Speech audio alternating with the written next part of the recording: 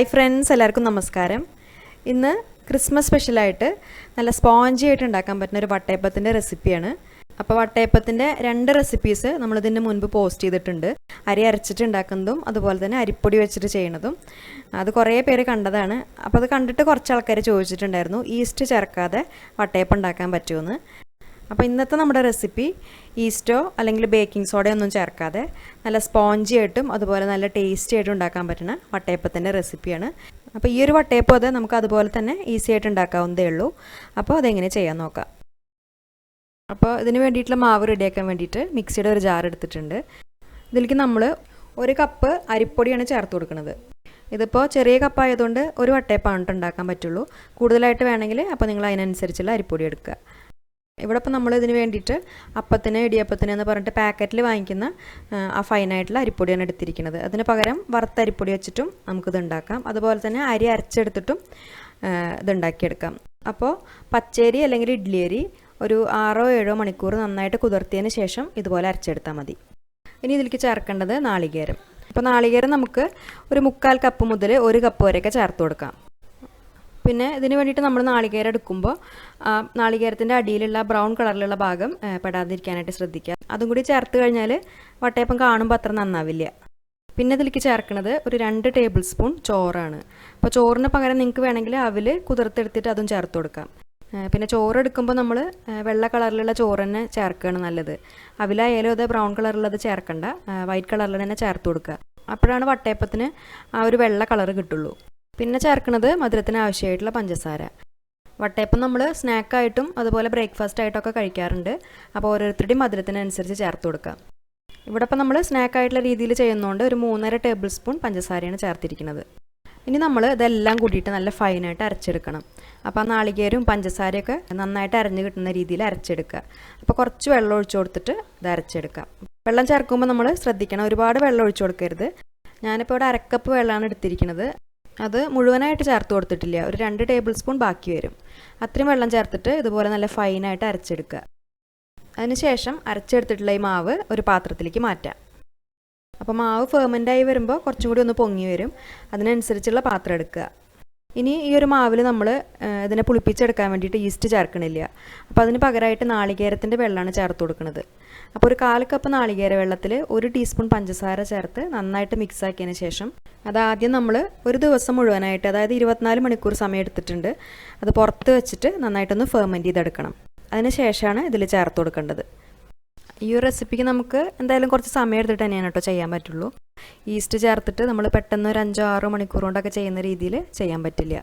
ഒന്നെങ്കിൽ നാളികേര വെള്ളം ഇതുപോലെ ആദ്യം ഫെർമെൻറ്റ് ചെയ്തെടുക്കുക, അല്ലെങ്കിൽ ഫ്രഷ് ആയിട്ടുള്ള നാളികേര വെള്ളം മാവിൽ ചേർത്ത് കൊടുത്തിട്ട് കൂടുതൽ സമയം മാവ് പൊങ്ങാനായിട്ട് വയ്ക്കുക. അപ്പോൾ നാളെ വൈകുന്നേരത്തേക്കൊക്കെ നമുക്കിത് ഉണ്ടാക്കണമെങ്കിൽ ഇന്ന് രാവിലെ തന്നെ ഈ വെള്ളം പുളിക്കാനായിട്ട് വയ്ക്കുക. എന്നിട്ട് നാളെ രാവിലെ അതേ സമയത്ത് മാവിൽ ചേർത്ത് കൊടുക്കുക. അപ്പോൾ വൈകുന്നേരം ആകുമ്പോഴേക്കും മാവ് നന്നായിട്ട് പൊങ്ങി വരും. പിന്നെ നമ്മൾ ഇത് മാവിൽ ചേർക്കുമ്പോൾ ഒരു കാര്യം ശ്രദ്ധിക്കണം, ഈ നാളികേര വെള്ളം ഒരുപാട് അങ്ങോട്ട് പുളിച്ചതിൻ്റെ സ്മെല്ലൊക്കെ മാറിയതിന് ശേഷം ചേർക്കരുത്. അങ്ങനെയാകുമ്പോൾ വട്ടയപ്പത്തിൻ്റെ ആ സ്മെല്ലും ടേസ്റ്റൊക്കെ മാറും. ഈ പുളിയും സ്മെല്ലൊക്കെ കൂടുന്നത് നമ്മുടെ സ്ഥലത്തെ ക്ലൈമറ്റിനനുസരിച്ചാണ്. അപ്പോൾ അത് നോക്കിയിട്ട് ചെയ്യുക. ഇനി ഇതിലേക്ക് ആ മധുരം ഒന്ന് ബാലൻസ് ചെയ്യാൻ വേണ്ടിയിട്ട് ഒരു നുള്ളു ഉപ്പ് ചേർക്കാം. പിന്നെ ഒരു ഫ്ലേവറിന് വേണ്ടിയിട്ട് ഏകദേശം ഒരു 1/2 ടീസ്പൂൺ ഏലക്കാപ്പൊടിയും ചേർക്കാം. ഇനി ഇതെല്ലാം കൂടിയിട്ട് നന്നായിട്ട് മിക്സ് ചെയ്തെടുക്കണം. അപ്പോൾ മിക്സ് ചെയ്യാന്ന് പറയുമ്പോൾ നമ്മൾ സ്പൂണോ കയ്യിലോ വെച്ചിട്ട് ഇളക്കരുത്. ഇതുപോലെ കൈ വെച്ചിട്ട് തന്നെ നന്നായിട്ട് ഇളക്കി കൊടുക്കുക. ഏകദേശം ഒരു 10 മിനിറ്റ് ഇതേ രീതിയിൽ തന്നെ മിക്സ് ചെയ്തെടുക്കുക. കൈ വെച്ചിട്ട് ഇങ്ങനെ ഇളക്കുമ്പോഴാണ് മാവിൽ നല്ല കുമിളകളൊക്കെ വെച്ചിട്ട് നന്നായിട്ട് പൊങ്ങി വരുള്ളൂ. സ്പൂണോ കയ്യിലോ വെച്ചിട്ട് ഇളക്കി കഴിഞ്ഞാൽ മാവ് നന്നായിട്ട് പൊങ്ങി കിട്ടില്ല. ഈസ്റ്റ് ചേർത്തിട്ടുള്ള വട്ടയപ്പൊക്കെ ആണെങ്കിൽ നമ്മളിങ്ങനെ കൈ വെച്ചിട്ട് ഇളക്കേണ്ട ആവശ്യമൊന്നുമില്ല. കയ്യിൽ വെച്ചിട്ട് ഇളക്കിയാൽ തന്നെ നന്നായിട്ട് മാവ് പൊങ്ങി വരും. പക്ഷേ ഇതിൽ ഈസ്റ്റൊന്നും ഇല്ലാത്തതുകൊണ്ട് ഇതുപോലെ നമ്മൾ കൈ വെച്ചിട്ട് തന്നെ നന്നായിട്ട് ഇളക്കി കൊടുക്കണം. ഇങ്ങനെ ചെയ്താലാണ് മാവിൽ നല്ല കുമിളകൾ കിട്ടുള്ളൂ. അങ്ങനെ കുമിളകൾ വന്നാലാണ് വട്ടയപ്പം നല്ല സ്പോഞ്ചി ആയിട്ട് വരിക. അപ്പോൾ കൈ വെച്ചിട്ട് ഇളക്കാനായിട്ട് തന്നെ ശ്രദ്ധിക്കുക. ഇതിങ്ങനെ ഇളക്കി കഴിഞ്ഞാൽ തന്നെ നമുക്ക് കാണാൻ പറ്റും മാവിൻ്റെ മേലെ ചെറിയ ചെറിയ ബബിൾസ് വന്നിട്ടുണ്ടാവും. ഇപ്പോൾ ഈ മാവിൻ്റെ കൺസിസ്റ്റൻസി എന്ന് പറയുമ്പോൾ ഈ ഒരു രീതിയിലാണ് ഉള്ളത്, ഏകദേശം ഒരു ദോശമാവിൻ്റെ കൺസിസ്റ്റൻസി. പിന്നെ ഇത് അരച്ചെടുക്കാൻ വേണ്ടിയിട്ട് നമ്മളിതിൽ വെള്ളം ചേർത്തിട്ടാണ് അരച്ചെടുത്തിരിക്കുന്നത്. അപ്പോൾ അതിന് പകരം നിങ്ങൾക്ക് വേണമെങ്കിൽ നാളികേരപ്പാൽ ചേർത്തിട്ട് അരച്ചെടുക്കാം. പക്ഷേ ഇതിൽ നാളികേരം നമ്മൾ ചേർത്ത് കൊടുത്തോണ്ട് നാളികേരപ്പാൽ ചേർത്തിട്ടില്ലെങ്കിലും കുഴപ്പമൊന്നുമില്ല. ഇനി ഇത് നമ്മൾ അടച്ചു വെച്ചിട്ട് ഫെർമെൻറ്റ് ചെയ്യാനായിട്ട് വെക്കണം. അപ്പോൾ അത് പൊങ്ങി വരേണ്ട സമയം എന്ന് പറയുമ്പോൾ നമ്മുടെ ഓരോരുത്തരുടെയും സ്ഥലത്തിലെ ക്ലൈമറ്റിനനുസരിച്ചിരിക്കും. ഇവിടെ ഇപ്പോൾ 8 മണിക്കൂർ കൊണ്ടാണ് ഇത് പൊങ്ങി കിട്ടിയിട്ടുള്ളത്. അപ്പോൾ ചില സ്ഥലത്തൊന്നും 8 മണിക്കൂർ വേണ്ടി വരില്ല, അല്ലെങ്കിൽ ചില സ്ഥലത്ത് 8 മണിക്കൂറിൽ കൂടുതലായിട്ട് വേണ്ടി വരും. എന്തായാലും നന്നായിട്ട് പൊങ്ങി വന്നതിന് ശേഷമാണ് നമ്മളിത് ഉണ്ടാക്കാൻ പാടുള്ളൂ. പൊങ്ങി വന്നു കഴിഞ്ഞാൽ പെട്ടെന്ന് തന്നെ വട്ടയപ്പം ഉണ്ടാക്കണം. അത് പൊങ്ങി താഴ്ന്നു പോയിട്ട് ഒരുപാട് അങ്ങോട്ട് പുളിച്ചു പോകാനൊന്നും പാടില്ല. അങ്ങനെ ആകുമ്പോൾ അത് ഉണ്ടാക്കി കഴിഞ്ഞാൽ അത്ര നന്നാവില്ല. മാവ് പൊങ്ങി വന്നു കഴിഞ്ഞാൽ പിന്നെ നമ്മൾ കയ്യിൽ വെച്ചിട്ട് അത് ഒരുപാട് അങ്ങോട്ട് ഇളക്കി കൊടുക്കാൻ പാടില്ല. പതുക്കെ അതുപോലെ ഒന്ന് മിക്സ് ചെയ്തെടുക്കാനേ പാടുള്ളൂ. ഒരുപാട് അങ്ങോട്ട് ബലം കൊടുത്തിട്ട് മിക്സ് ചെയ്ത് കഴിഞ്ഞാൽ ആ കുമിളകളൊക്കെ പൊട്ടി പോവും. അപ്പോൾ പതുക്കെ അതുപോലെ ഒന്ന് മിക്സ് ചെയ്ത് കൊടുക്കുക. ഇനി ഇത് നമ്മൾ ആവിയിൽ വേവിച്ചെടുക്കണം. അപ്പോൾ ഒരു സ്റ്റീമറിൽ കുറച്ച് വെള്ളം തിളപ്പിച്ചെടുത്തിട്ടുണ്ട്. ഇതിലേക്ക് ആദ്യം ഇതുപോലെ ഒരു തട്ട് വെച്ച് കൊടുക്കുക. അതിനുശേഷം ഒരു പാത്രം വെച്ച് കൊടുക്കാം. പാത്രമോ അല്ലെങ്കിൽ പ്ലേറ്റോ എന്തെങ്കിലും ഒന്ന് വെച്ച് കൊടുത്താലും മതി. അപ്പോൾ ആ പാത്രത്തിൽ ആദ്യം കുറച്ച് വെളിച്ചെണ്ണയോ അല്ലെങ്കിൽ നെയ്യോ ഒന്ന് ഗ്രീസ് ചെയ്തെടുക്കുക. അങ്ങനെ ആകുമ്പോൾ അതായി കഴിഞ്ഞാൽ പാത്രത്തിൽ നിന്ന് എടുക്കാൻ എളുപ്പമായിരിക്കും. എന്നിട്ട് ആ മാവ് മുഴുവനും ഇതിലേക്ക് ഒഴിച്ചു കൊടുക്കാം. ഇതിപ്പോൾ ഒരു വട്ടയപ്പത്തിനുള്ള മാവാണല്ലോ ഉള്ളത്. എന്നിട്ട് ഈ പാത്രം അടച്ചു വെച്ചിട്ട് ഇതൊരു മീഡിയം ഫ്ലെയിമിൽ 15 മിനിറ്റ് വേവിച്ചെടുക്കുക. 15 മിനിറ്റ് ആകുമ്പോഴേക്കും ഇത് നന്നായിട്ട് വെന്തിട്ടുണ്ടാവും. ഇതിലിനി നിങ്ങൾക്ക് വേണമെങ്കിൽ വട്ടയപ്പത്തിൻ്റെ മേലെ അണ്ടിപ്പരിപ്പോ മുന്തിരി അങ്ങനെ എന്തെങ്കിലുമൊക്കെ വെച്ച് കൊടുക്കാം. പക്ഷേ ഈ സമയത്ത് ചെയ്യരുത്. ഒരു 5 മിനിറ്റ് സമയം വേവിച്ചതിന് ശേഷം തുറന്നിട്ട് മാവിൻ്റെ മേലെ വെച്ച് കൊടുക്കുക. എന്നിട്ട് അടച്ചു വെച്ചിട്ട് വേവിച്ചാൽ മതി. അതിന് ശേഷം വെന്തോന്നറിയാൻ അതിൻ്റെ നടുഭാഗത്ത് ഇതുപോലെ എന്തെങ്കിലും വെച്ചിട്ടൊന്ന് ഇൻസേർട്ട് ചെയ്ത് നോക്കിയാൽ മതി. ഇനി ഇത് പുറത്തെടുത്ത് വെച്ചിട്ട് നന്നായിട്ട് തണുത്തതിന് ശേഷം മാത്രം ഡീമോൾഡ് ചെയ്തെടുക്കാം. ചൂടോട് കൂടിയിട്ട് എടുക്കരുത്. അങ്ങനെ ആകുമ്പോൾ അടിയിലൊക്കെ ഒട്ടി പിടിച്ചിട്ട് ശരിക്കും എടുക്കാൻ കിട്ടില്ല. നന്നായിട്ട് തണുത്തതിന് ശേഷം മാത്രം എടുക്കുക.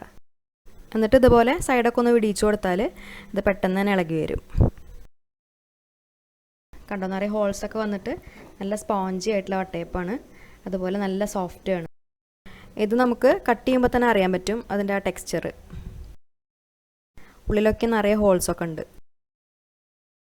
കണ്ടില്ലേ, നമ്മൾ ഈസ്റ്റ് ചേർത്തിട്ട് ഉണ്ടാക്കുന്ന ആ ഒരു വട്ടയപ്പം പോലെ തന്നെയാണ്. ശരിക്കും പറയാച്ചാൽ നല്ല പഞ്ഞ് പോലുള്ള വട്ടയപ്പം. പിന്നെ കഴിക്കാനും നല്ല ടേസ്റ്റാണ്. അപ്പോൾ ഈ റെസിപ്പി നിങ്ങൾക്ക് ഇഷ്ടപ്പെട്ടു എന്ന് വിചാരിക്കുന്നു. എല്ലാവരും ഉണ്ടാക്കി നോക്കുക. ഉണ്ടാക്കിയിട്ട് അഭിപ്രായങ്ങളൊക്കെ അറിയിക്കുക. പിന്നെ ഈ വീഡിയോ നിങ്ങൾക്ക് ഇഷ്ടപ്പെട്ടാൽ ലൈക്ക് ചെയ്യുക. അതുപോലെ ഫ്രണ്ട്സിനും ഫാമിലിക്കൊക്കെ വീഡിയോ ഒന്ന് ഷെയർ ചെയ്ത് കൊടുക്കുക. ചാനൽ സബ്സ്ക്രൈബ് ചെയ്യാത്തവർ മറക്കാതെ ഒന്ന് സബ്സ്ക്രൈബ് ചെയ്ത് സപ്പോർട്ട് ചെയ്യുക. അപ്പോൾ ഇനി നല്ലൊരു റെസിപ്പിയായിട്ട് വീണ്ടും വരാം. താങ്ക്